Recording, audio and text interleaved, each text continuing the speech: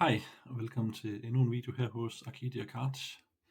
Jeg har fået nogle ETB'er hjem fra White Flare Black Bolt, som I kan se her. White Flare, og så er der Black Bolt her. Mega fede ETB-bokse. Jeg havde næsten overvejet ikke at åbne dem, men det gør jeg så. Jeg tænker, jeg åbner en tredjedel af boosterne, for jeg har nemlig også fået en Journey Together displaybox hjem med 36 boosters i alt, og der tager jeg også en tredjedel fra. Så du bliver omkring de der 18 boosters i alt, plus minus. Det kan godt være, jeg åbner flere. Nu må vi se, så lad os få åbnet, og se om der kommer noget godt ud af det. Yes, og jeg tænker, vi starter med Journey Togetheren her. Så lad os få den åbnet op. Der er lige en kniv her. Bum bum.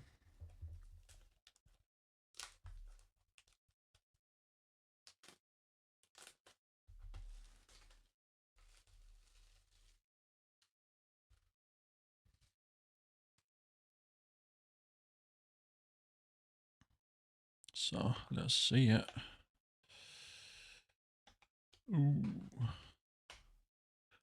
Så er meget langt nede den der. Yes.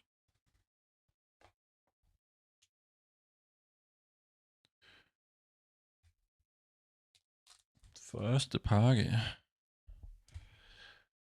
Lad os se, hvad vi får ud af den.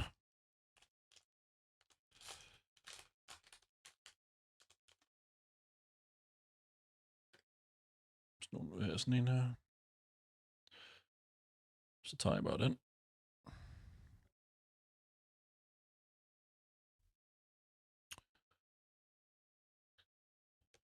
Lightning Energy en Cubone. Det ligner lidt, at kameraet lagger en gang imellem. Det må vi se, om det overlever. La Vista, Balloon, en Castle Trainer Kort. Jeg tror lige, jeg skal have sorteret dem lidt her. En Hobbs Sandaconda.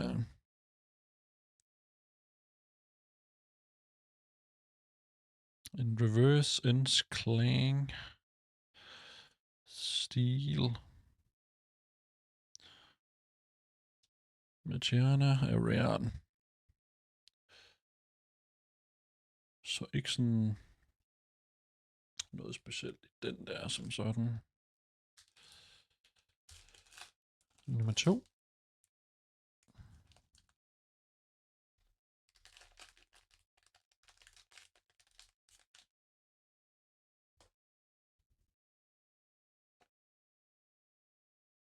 En kode her.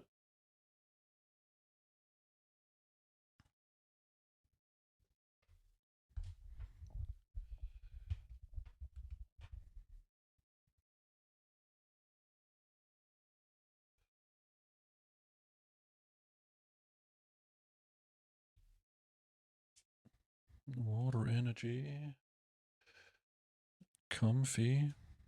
Centred. Q-Fan. Lumber. Lilias Pearl. En cool kort. Cinchino. Maractus. Rudigon. Orion er...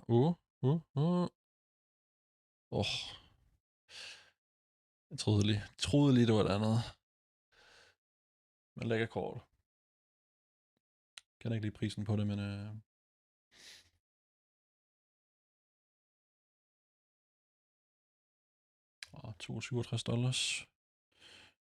Det er sgu okay.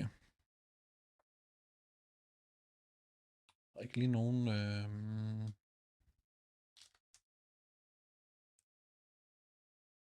penny sleeves i nærheden af mig.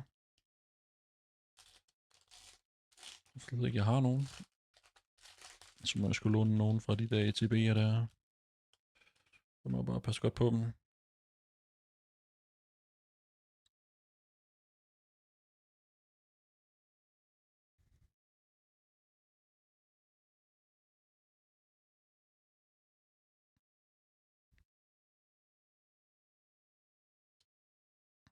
Darumaka, Ends, Noibat, Lowland Geodude, Lotad, Oinkoloin, Axelgore, endnu en lille Pearl, Grimmsnarl, cool, og en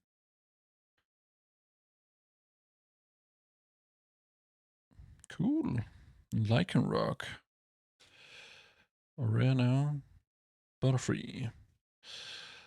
Okay, det synes jeg skulle en rimelig god start, det her til videre. Den er faktisk med at være en Clefairy. Cool. Den ryger derovre i bunken der også, ja. Det synes jeg skulle. Det er hæderligt indtil videre.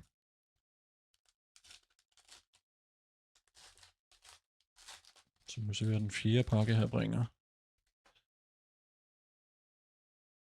Jeg er god til at vende de her runder. Endnu en kode der.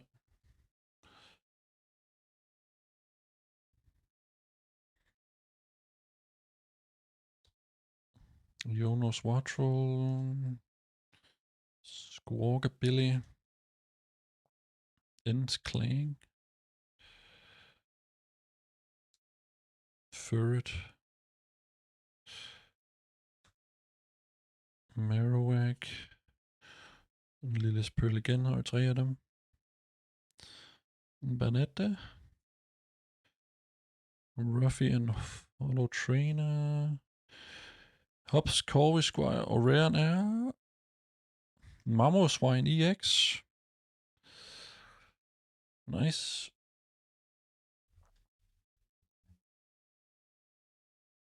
I kan finde den hurtigt her. Jo, det kan jeg da. Og den er ikke så meget værd. Men den skal stadigvæk foræles op. Den 5. her. Lad os se, hvad der kommer ud af den. Den blev jo ikke så godt åbnet.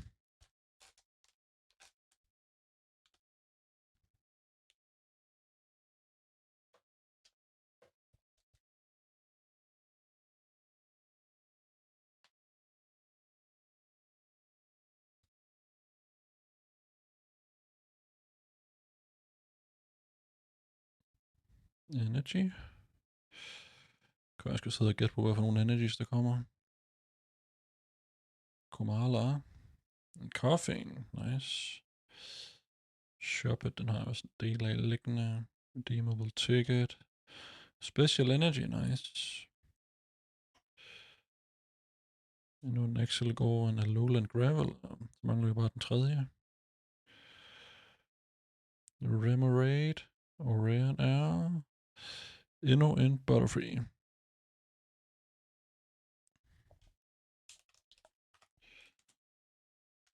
Jeg tænker ikke, det gør mig så meget egentlig, fordi jeg tænker, Butterfree kunne måske godt blive rimelig nem at sælge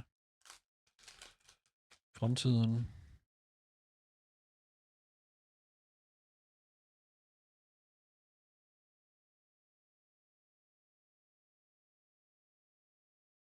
Psychic Energy, Squawet, Tang, endnu en Noibat, Rockruff, Toadscrew, den kan jeg faktisk godt lide. Ruffian, Lockix, en Audino, en Q-Fan og Rare er Jonas Kilowatt.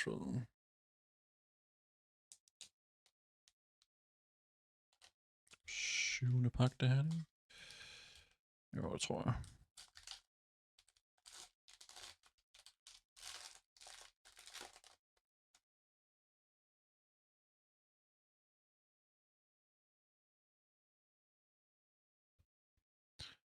Jeg skal gætte på energien af græs, jordvand,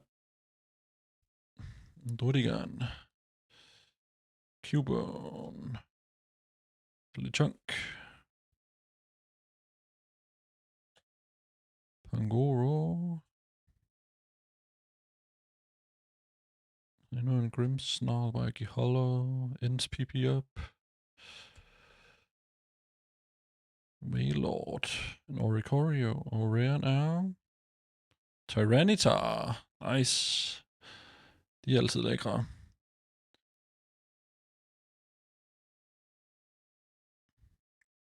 En foil Tyranitar her.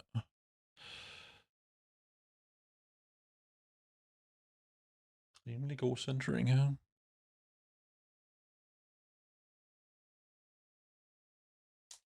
Tager vi sgu.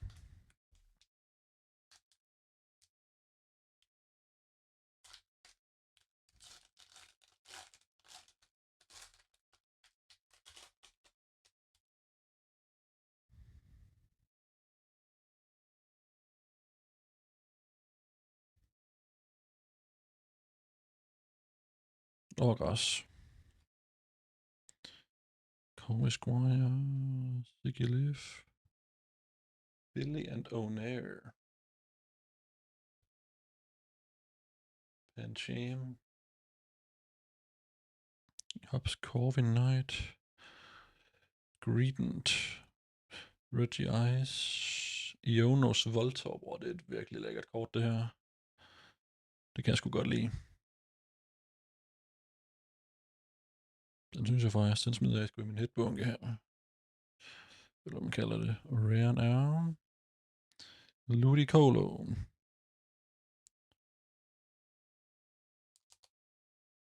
Jeg skal tage det her mærkelige Straggler-kort her bagved, som... Jeg håber ikke, det er bustet.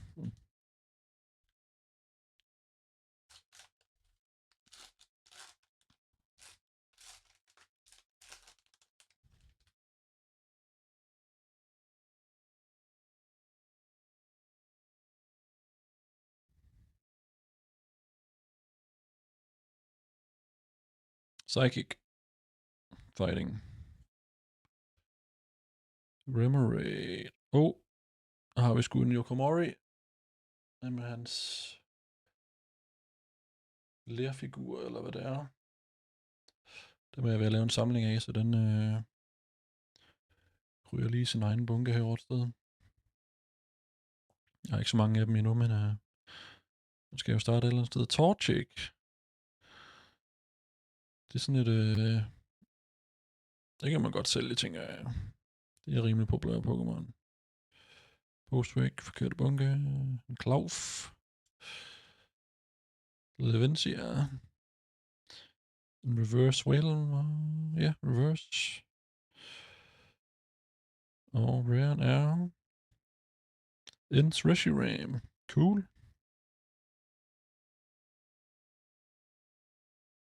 Jeg synes, det går rimelig godt indtil videre.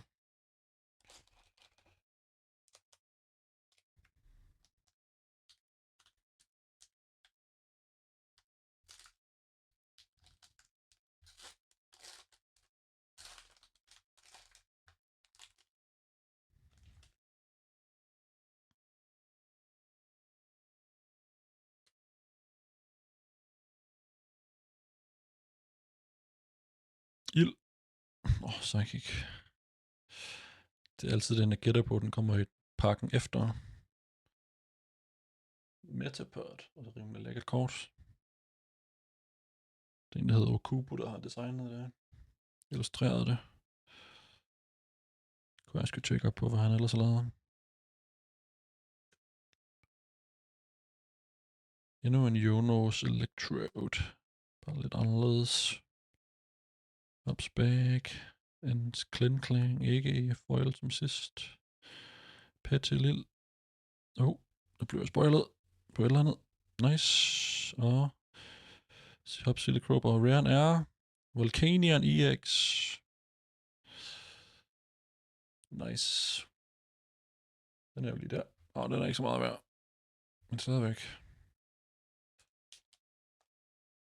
Et fedt kort. Jeg burde nok også bruge lidt mere tid på at vise det frem på kameraet, men det kribler jo hele en efter at åbne flere pakker. Jeg skal også lige have styr på, hvor mange jeg har åbnet her.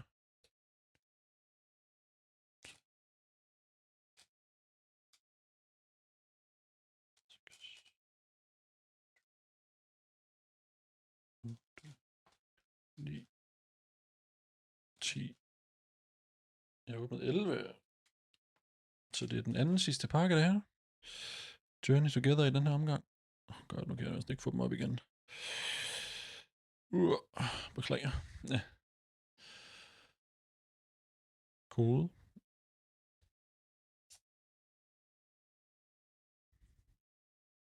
Steel Energy. Centred. Zorua. Tropius. Swinub. Greedent. Regice. Hops Cramorant. En Fungus. En Sigalif igen. Og Rare er endnu en Ludicolo.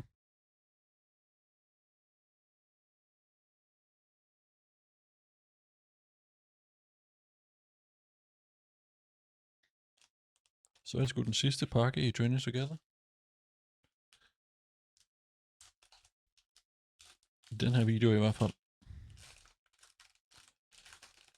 Jeg vil gerne sprede det lidt ud, så jeg kan lave lidt mere content, så jeg ikke bare brænder det hele af på en gang. WX7. Lightning Energy. Endnu en Caterpie. Magma.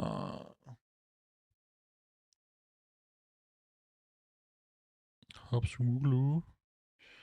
Der er også en full art med den, så vidt jeg husker. Combusken. Lowland Golem.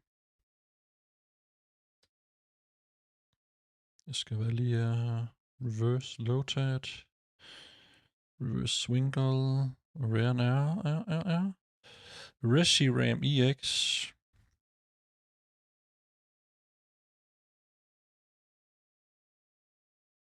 Lækkert kort.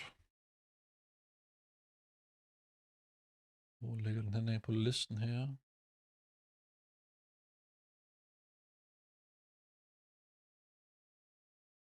Umiddelbart meget langt nede. Ja.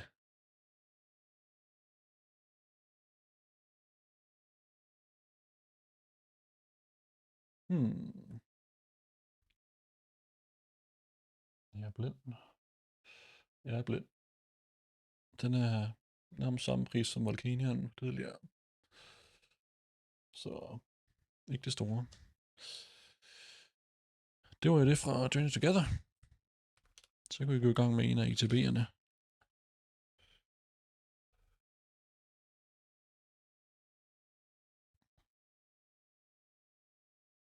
Skal vi ikke bare starte med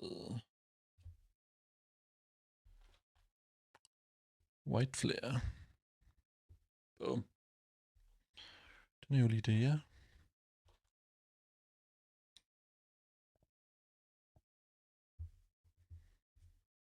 Lige lægge dem til side.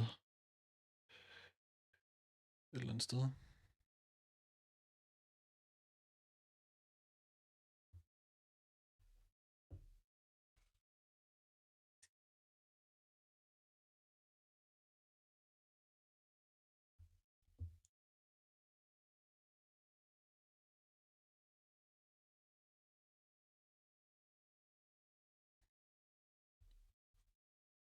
Energies kan vi godt blande, kodekortene kan vi også. Sådan der.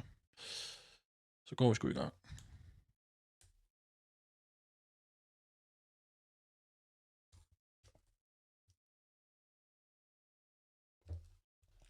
Jeg har faktisk ikke tjekket, hvad der er i den her ETB, udover det er selvfølgelig 9 boosters. Og så plejer der at være penny sleeves med. Eller ikke penny sleeves, men sleeves i hvert fald med White Flare tema går jeg ud fra. Og et promo-kort selvfølgelig, som faktisk er et full art. Hvilket er rimelig cool. Så mener jeg også, der plejer at være nogle...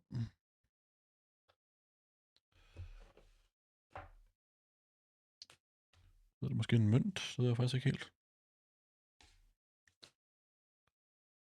Og der er jo... Til at starte med er der jo en... Kan jeg se en players guide i her. Jeg kan lige prøve at bladre lidt i den. Der er en kartlist med. Der er selvfølgelig mange sider, fordi der er mange kort med i White Flare Black Bolt.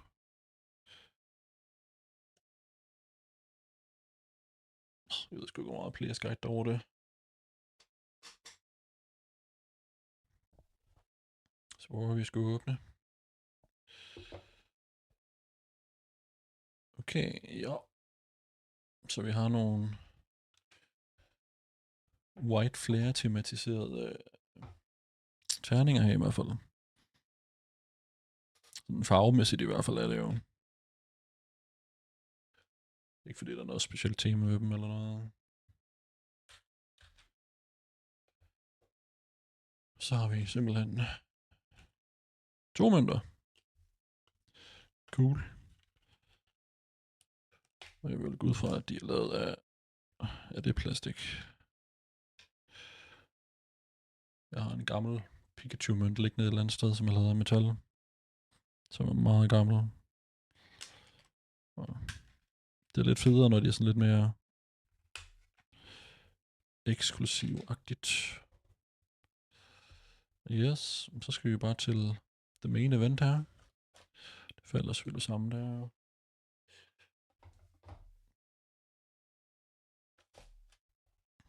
Så har vi hvad? Så har vi promo-kortet her.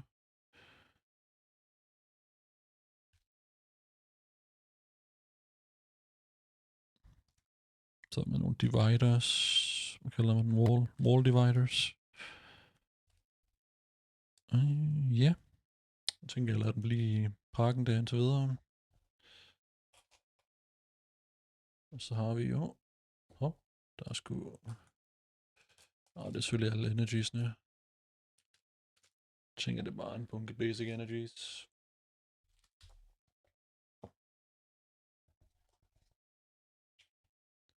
Så har vi sleeves, noget white flat tema.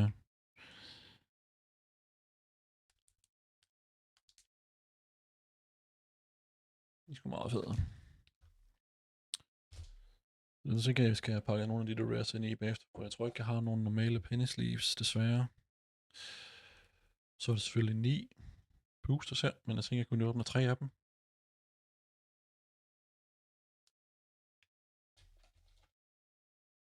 For at jeg har noget til senere.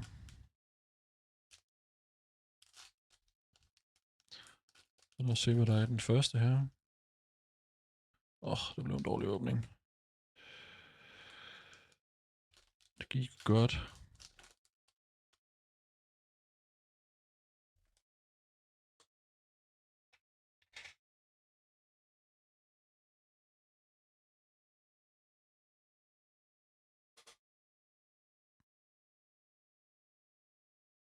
Det føles noget med at glatte de her kort, end den anden gjorde.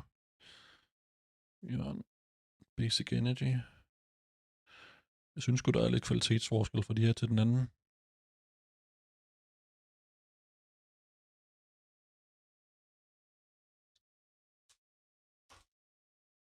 Scraggy, Panseer, Basculin, Shelmet, Substriker, Archen, Ferrothorn, Mienfoo, Patrat og Rare er Virizion.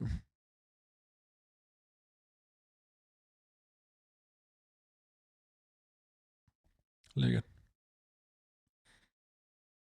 Den er lidt lagt ned i bunken her, kan man sige. 0,10 ud af 0,86.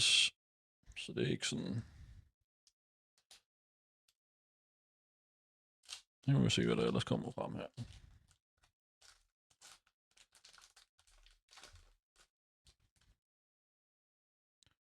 Kode.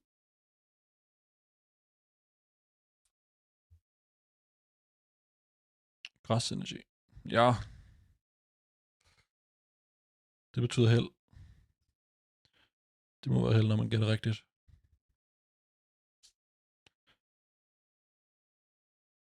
Pignite, Mienshao.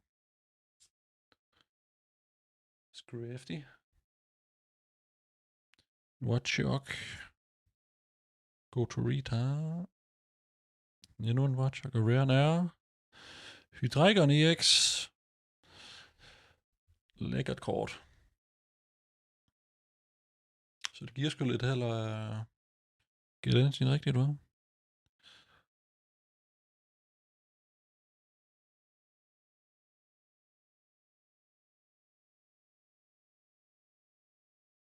Virkelig god centering. Så gul. Kanten er dog ikke det bedste. Det er lidt som om det sådan køber over ud mod mig. Og på venstre hjørne. Men yes. Den sidste i White Flare.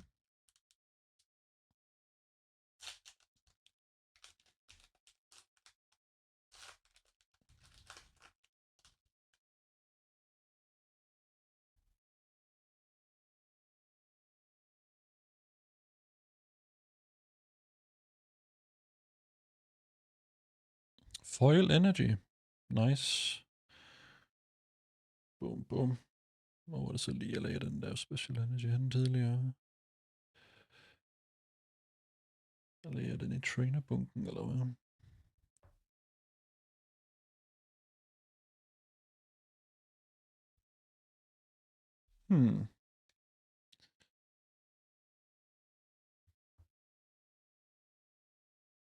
Nu er jeg lige nødt til at tjekke dem igennem her. Den er der.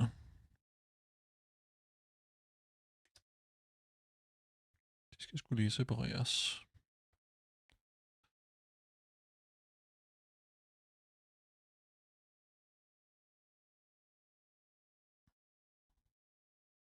Tilbage til det. Frillish. Det var Little Swilus. Garbodor. Sork. Simicia. Pokeball. Pantia. Okay, det er en virkelig mærkelig overflade.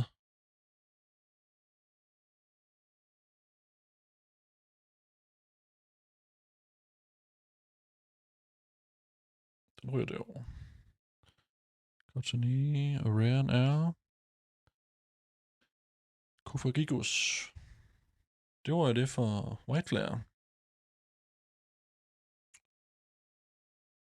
White Flare Black Bolt tænker jeg godt, vi kan lægge sammen.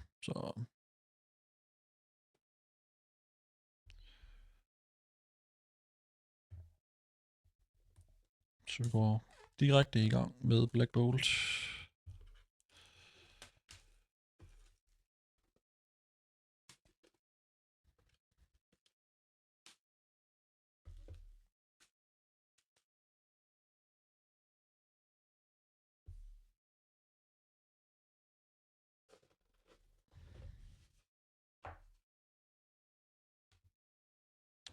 Nu har vi selvfølgelig også en Players Guide med. Vi vil også se cardlist her, over der er nogen. Der er sgu nogle lækre kort med i her.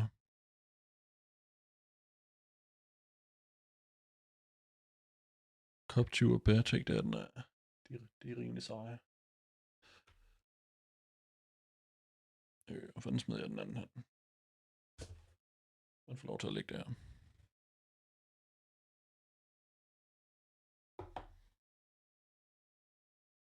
Så ligesom før, der er der jo selvfølgelig mønter. De samme mønter som den anden.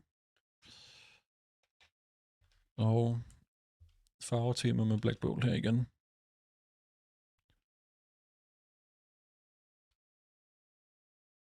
EX side der.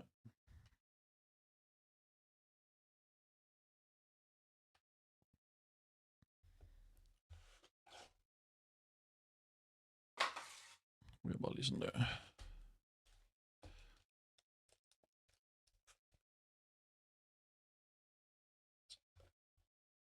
Så har vi Thundurus her igen. Full art.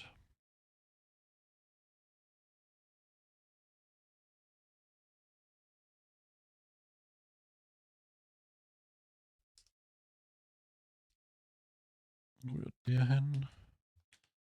Og sleevesene, de er lækre, de her. Dem kan jeg sgu godt lide designet på. Bum, bum, bum. Altså ligesom før, åbner vi 3, tænker jeg. 1, 2 og 3.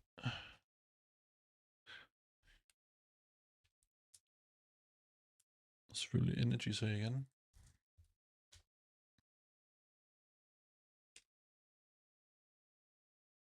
Yes, den første pakke.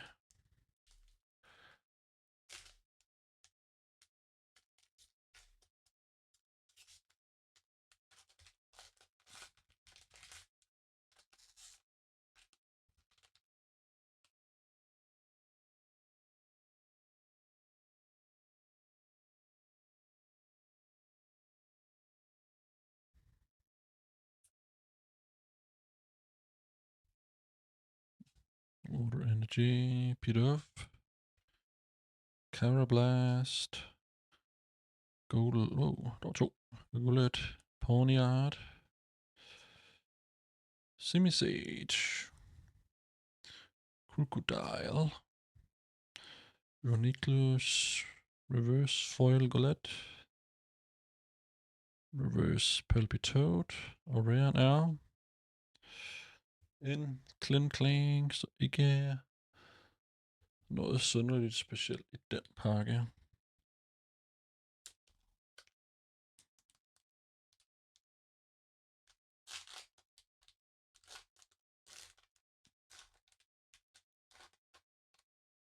tror sgu også, det er lidt halvsvært at få noget specielt her i Black Gold og White Flare, fordi der er simpelthen så mange kort. Og nærmest alle, som har full art, alternate art, hvad hedder det, illustration rares. Chancen for, at man får noget, man faktisk gerne vil have, den er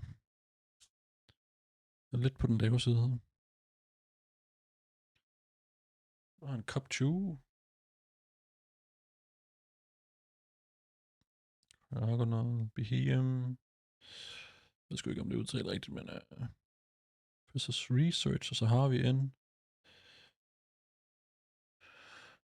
Energy Coin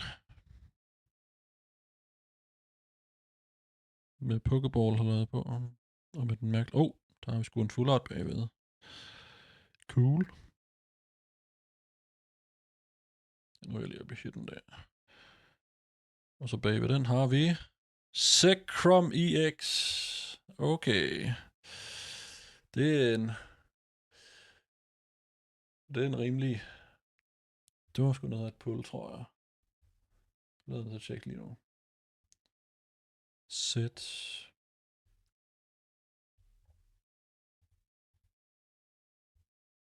Black Bolt.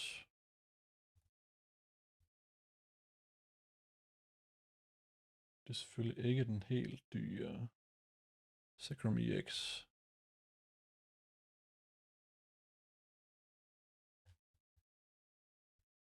Men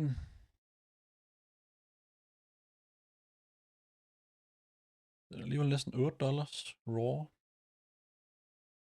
Selvfølgelig TCG Collector i hvert fald. Det er selvfølgelig bruger TCG Player, så det kan godt være, den er lidt billigere.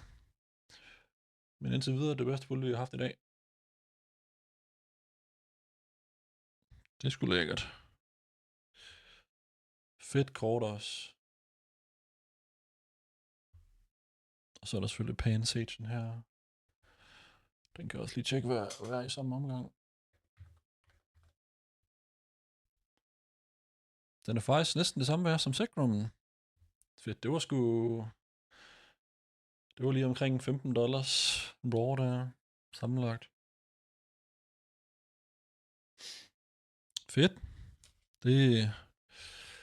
Jeg tror, den bliver svær at toppe, den der. Det var en rimelig god boosterpakke.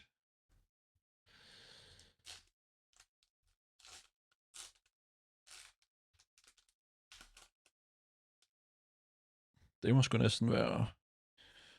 Det må være videoens højdepunkt. Den bliver sgu svær at toppe. Og selvfølgelig lige en Foil Energy der. God start på Last Pack Magic her, eller hvad man siger.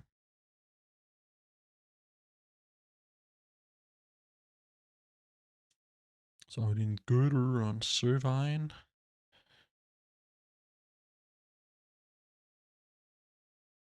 Cincino. Crustle. Og en Tympole med det der klamme Pokefoil der igen. Det føles sgu mærkeligt. Det ved jeg sgu ikke, om jeg kan lide det. Er sådan helt anden. En Crustle. Og en Volcarona som rare.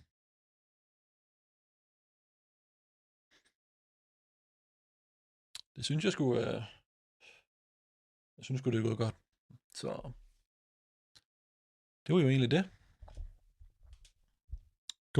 God pack opening. Så det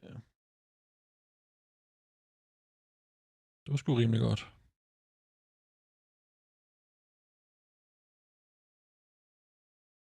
Så dem tænker jeg får lagt i sleeves. Og så tænker jeg ikke, at jeg kommer til at vise på video, for det er lidt kedeligt at sidde og glo på, tænker jeg. Men ja, tak fordi I gad så med endnu en gang. Og ja, så ses vi jo næste gang. Peace out. Like and subscribe. Hej hej.